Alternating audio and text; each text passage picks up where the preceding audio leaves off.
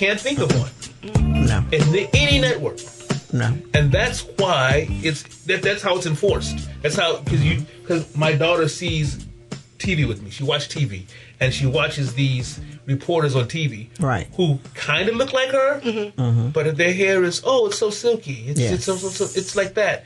And then you go to buy a doll for her. We will do that, right?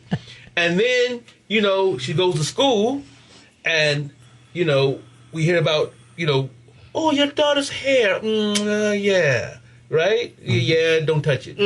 Or you see these, I work at elementary school. They're having kids in weaves and stuff now. No, I'm telling you, wait, I work at elementary school, and I work in the pre-K hallway, right?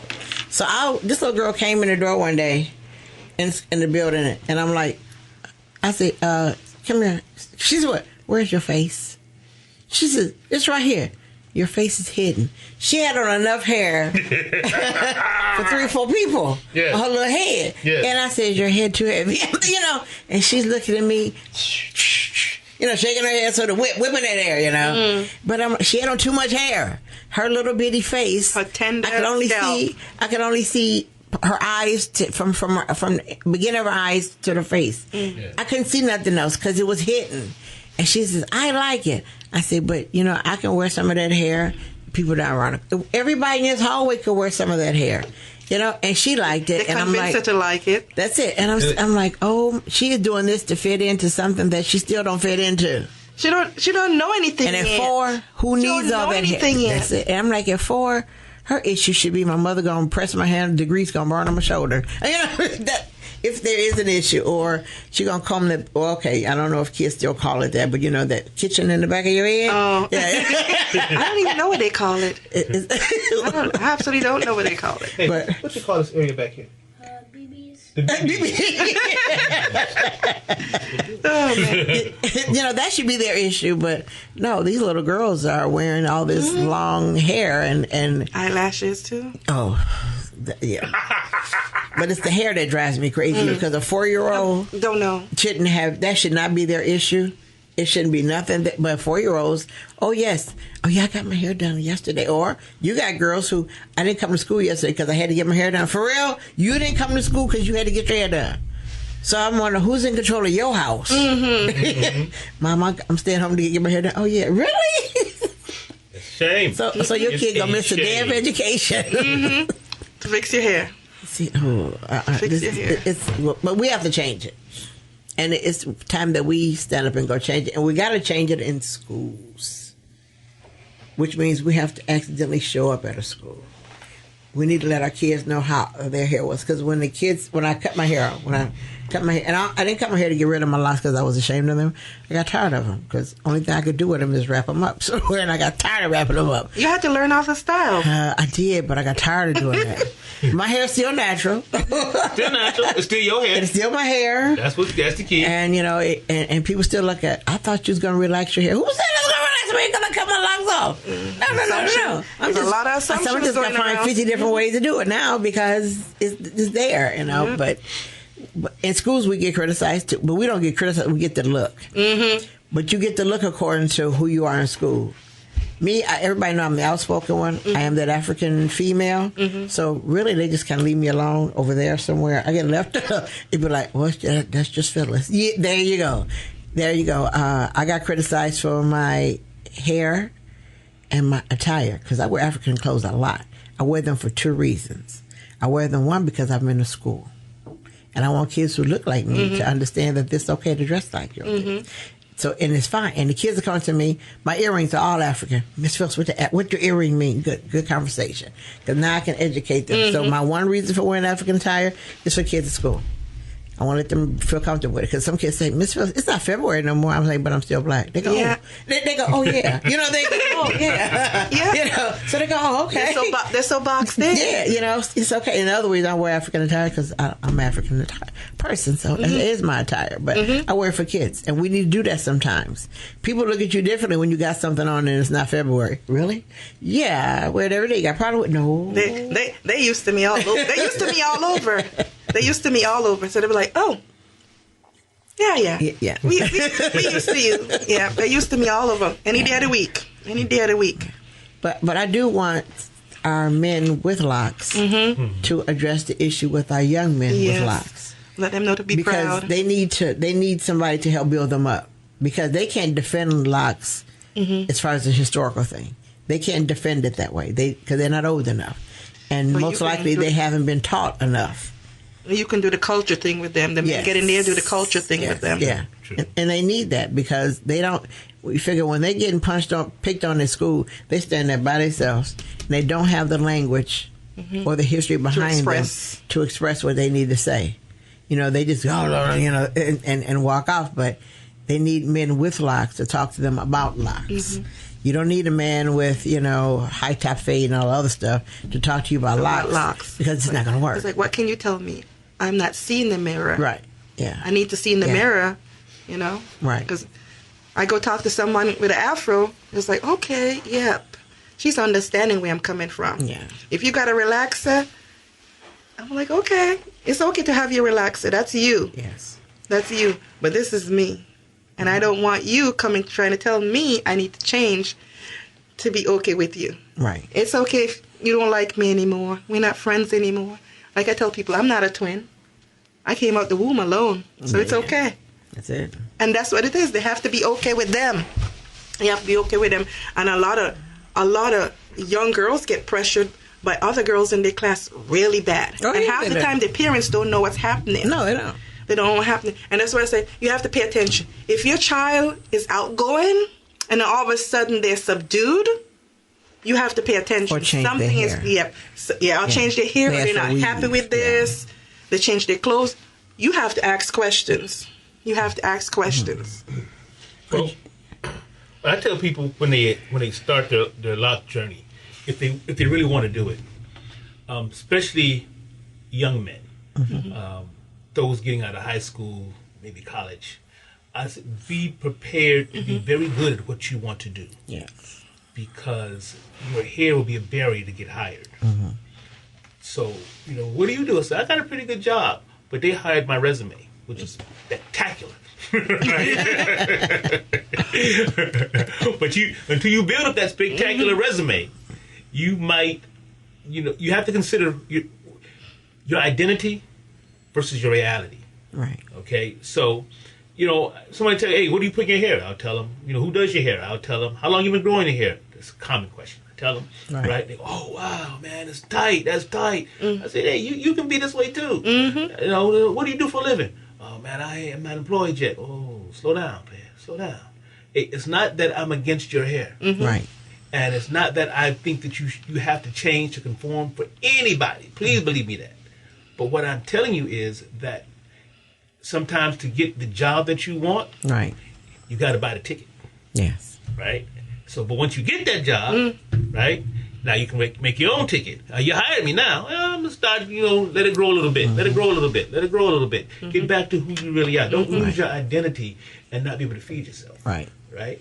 So, there's, in the journey for employment, in the journey for education, there are still barriers to people with long natural hair. And you hit it on before that, they don't think you can learn because you have braids. Yeah. Yep. Yes. For some reason, I can't learn math because I have locks. Don't call them dreadlocks. There's nothing dreadful about it. We went dreadful about it. Yeah, you have to explain that word dreadful. Where it came from. Yes. So, your hair in locks, your hair in braids. For some reason, you can't learn things. Always prove them wrong. Pay extra attention. We got to be twice as good to be, twice as good to get the same stuff. Right. Be 3 times as good. Right. If it's math, really learn your math. If it's whatever it is that you have interest in, be better. Right. And then you can play the backfield. Well, okay, you don't think I know, but I know. I might not say nothing, but I know. Right? So, young men, if you're out there and you're entering the corporate world or seeking a job, I get it. You got locks, you got whatever hairstyle, you got a fro, and I applaud you for your self-identity. I applaud you for being you. But understand that getting hired, you may have to ask it from somebody who doesn't look like you or understand you. That's all. Well, I have a question for you that you can't answer. You can't answer it yet. I can't answer it yet? No. I bet you I can. Okay. Okay. For I have a response. Okay, there you go. For Black History Month. Yes. When are our black men going to have a conversation with our younger black men about the hair? Well, That conversation needs to take place not only during Black History Month, but it needs to take place with men with locks. Need to talk to the young men about their life and how it can be good and what else could happen when they have their journey to have locks. Well, that conversation needs to take place. That conversation takes place not just Black History Month. I have that conversation constantly with young men who approach me. Right. Right? And say, hey, old school, how long you been growing your hair? I tell them, then I enter that conversation. Right. Amongst men, sometimes it's difficult for us to approach young men straight out. We want them to approach us. Okay. Because there is a age barrier, a language barrier slightly, right? And a respect thing. Right. Like, if you want to know something, ask me. Just don't stare at me. I'll look right back to you. Hey, how you doing? Right. Yeah. Right? Right. And, our young men have this persona of they are growing up in a world that that they're not prepared for. Right. Right? Right. My parents raised me for a world that does no longer exist. Correct. Right? They're growing up in a world that I have no idea. Right?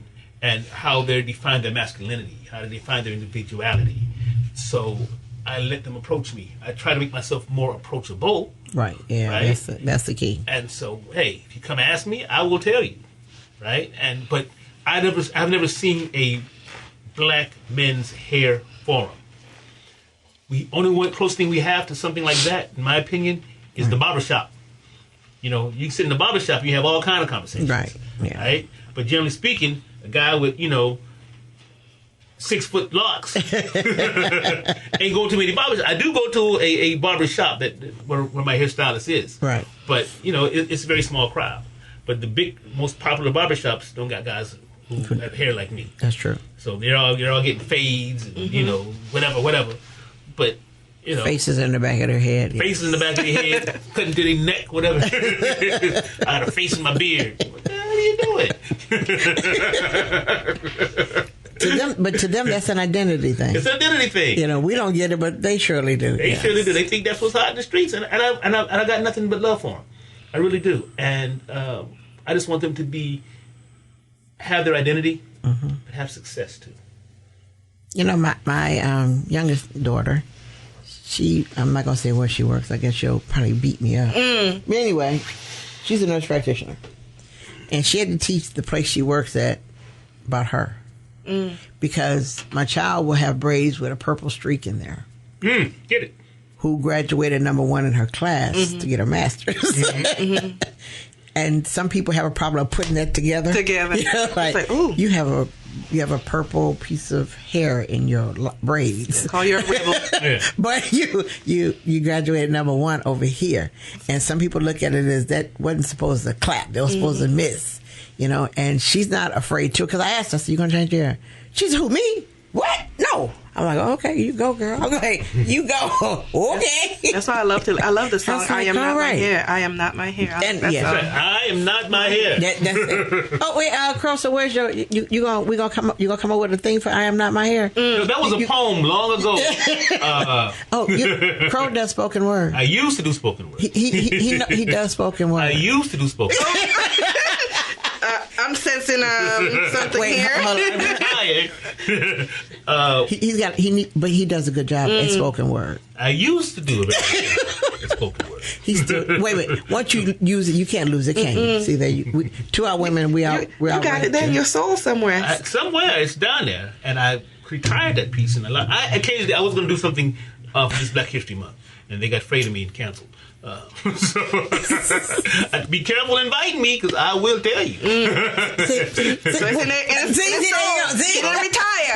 It's in the soul. So when I tell people that, they stop inviting me. So okay. I'm good with that. I'm good with But that. see, Petra has never heard you. You've denied her the right. If you look on YouTube, But I don't want to know the history. I want to know what's present now. but present now is me in retirement. There's history. If you look up on YouTube, if you search hard enough. If not, I got some CDs out back. We can get you some CDs. I'm on a couple of people's CDs. Just don't want to give me that spoken word. Not right now. But you know, if we get a group of them together, and unfortunately, I know the group.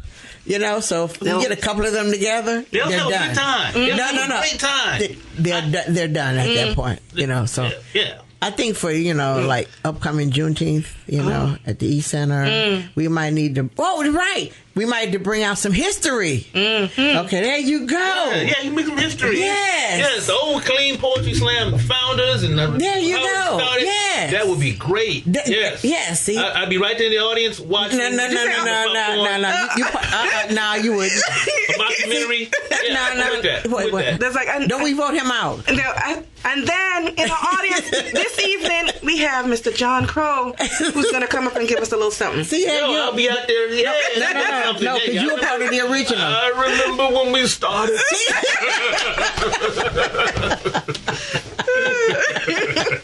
But see, you're denying her the right to hear I you. am not denying her. I'm encouraging her. No, she wants to hear some. So in June. In June, She would like to hear you on stage, doing the old school. it would be old school because I'd be coming out of retirement. Tell you what you do. I'll tell you what you do. Okay, what am I doing? In June. In June. In June, Oh, in 2020. 2020. I will do Up Home Okay. on stage Okay. somewhere in Killeen at the East Center on Father's Day. See, you put it all on. See, that was Juneteenth. I thought we saw Juneteenth. See, Father's Day. That's the day we do it, though. On Father's Day. Right. See, Madison, can I do something on Father's Day? Don't you want to see him on stage performing on Father's Day? Yes. See, there you go. Hey, women in the house, we won. You say that now. She's trying to go to Florida. That's what's on her mind. She wants Florida. That's on my mind. Yeah. Studio University, right? No, I want to go to Legoland. Legoland. Oh, Legoland. Oh, see there? Why don't you bring Legoland here? No, she wants to go to the Now Legoland. tell her, why don't she bring Legoland here? They have a traveling park. She's seen it on videos. Too late. Oh, She wants okay. to be So she's Legoland. done? Yeah. Okay. So you're done? Yeah, I'm done. And it's okay. You can go. We'll allow you to go. See? But you still we need you on stage Come on stage. to teach. Do a poem. Right. And I teach. I would even do the history of Clean Poetry Slam. I say how we started. There you go. See, there you go. That works. That works. How it ended. Little picture. How it ended. She got you down. Like She got you down. we could do a mockumentary. She got you down. Okay, that's good. I'll let Dominique know. You did Dominique know. Yes. You got a few others that's still around here. Yes. We once talked about doing a reunion. Yeah, why don't you? Bringing the old guys all back. Why don't you do that? Black, Mahes, Right. everybody come back. Right. It was a bridge too far. People got lives now. We got old and got lives now. When we was doing all that, we had no lives. We had nothing else to do. Okay. Now we got jobs, Okay, and Patrick. kids. You put the old life in the new life. Someone's got the gout. Wait, let's talk for a whole second. We're where we are now because of our ancestors, correct? And our elders, correct? Mm-hmm. So if they don't come back and teach, we don't learn, correct? Exactly. Okay, you lost. We wrote it in the book. No. The book. I wrote it in the book. No. The book doesn't share the passion. It's The book is words, but we need a passion. See, so we need the passion. So we can include that into our Juneteenth. That's right. Yeah. In the beginning was the word, and the word was spoken by black, and then John Crow took it over. All that's in the book. Okay. We don't want to buy the book. We need John Crow and the crew to come on out. So we're gonna put the committee on. We're gonna be on that part of the. Okay, gotcha. Thank you, Crow. We love you so much I for love that. y'all. Live from Legoland. Via Skype. What's gonna happen? That's okay, as long as you spoke the word. See, we have technology. We can do this. Yep. They do it all the time when they're accepting award ceremony. That's right. Yeah. So, Hey, I get the think all the spoken people word. made this possible. So he's no longer in retirement. Right. We don't, put them out for a whole. As long as we got that word, he's no longer in retirement. See, there you Sweet. go. Okay. Sweet. Besides, my motto is when your forefathers tap you on the shoulder and tell you job well done, you can sit down. Until then, you can't.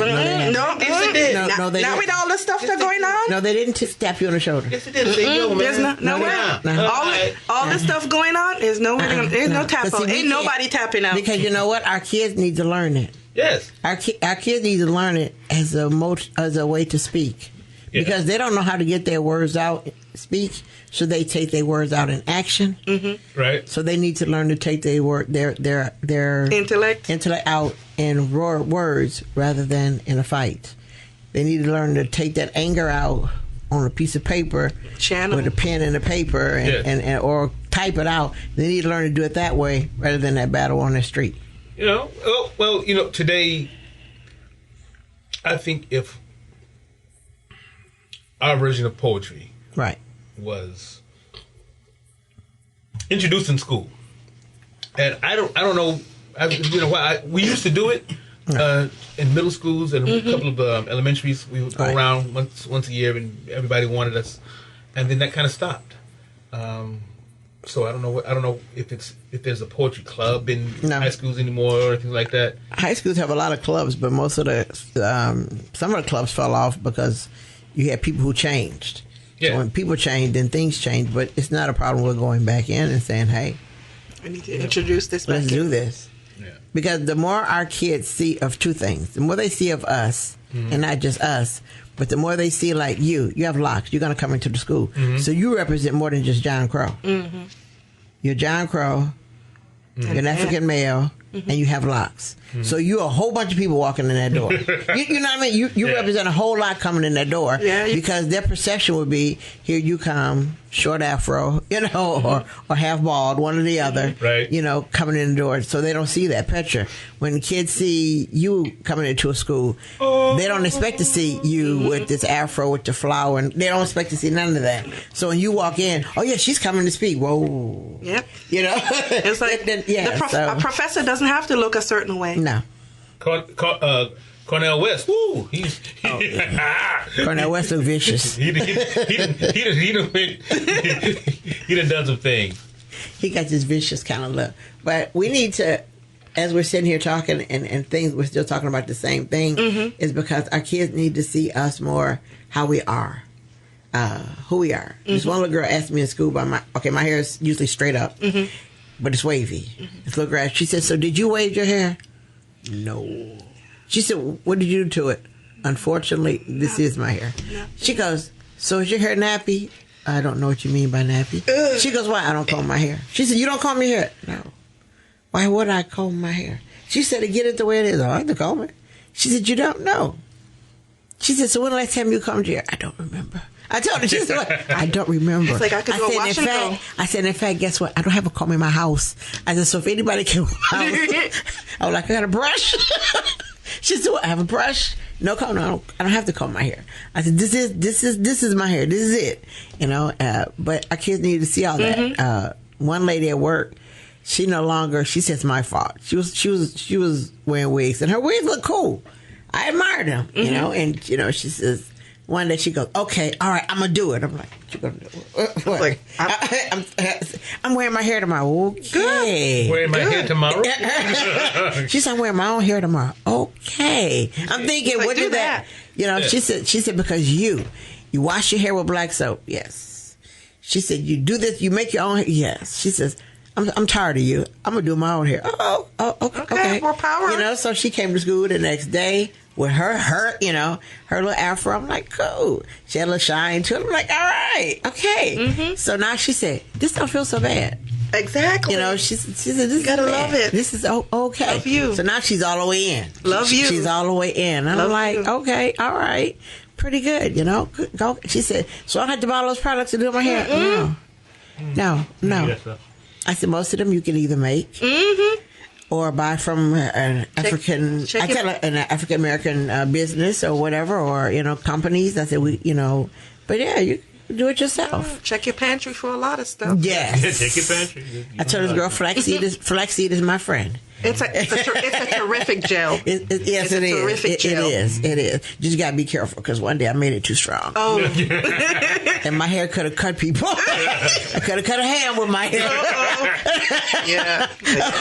Who I can cut stuff. It's a good gel. Crow, it have made your locks stand up like Don King.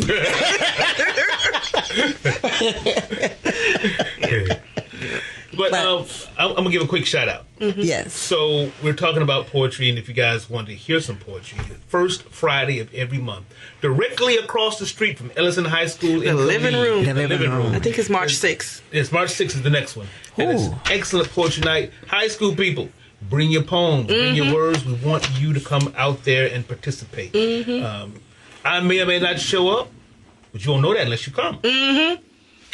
So how about that? Oh, so you're going to be out of retirement? I said I may or may not show up. That's what I'm saying. Retirement is out of You his... won't know that unless you come. He don't know what retirement is But anymore. I didn't know African people took a retirement.